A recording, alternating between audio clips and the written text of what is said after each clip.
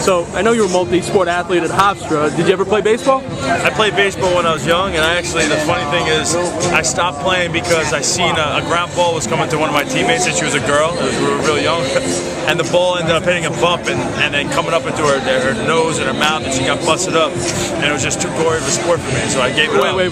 Yeah.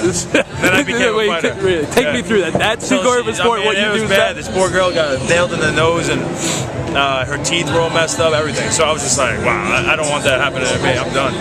And so next thing I know, I became a wrestler and then became a fighter. But now, I'm older, so I know what you guys do is more for my son's generation. Growing up, were you a boxing fan? Did you enjoy boxing at all? And what is the difference to you between boxing and UFC?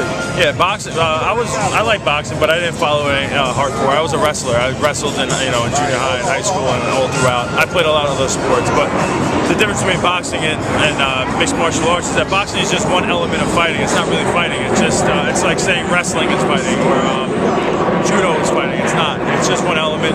Mixed martial arts brings every single type of martial art there is to the table, and it's the supreme competition there is. And how much discipline is needed to be able to train for that? For every fight you do, what goes into training? A lot goes into training. Obviously with MMA, the difference is that it's a grinding sport, but there's so much to learn. There's so much.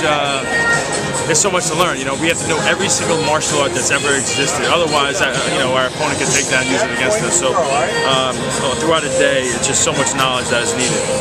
And growing up on Long Island, I assume that you were a Met fan. Were you a Met or Yankee fan growing up? I'm a Long Island guy, so I would always kind of lean towards the Mets, but I wasn't a huge baseball fan. I'm a New York guy, so I always supported any New York team that was doing well.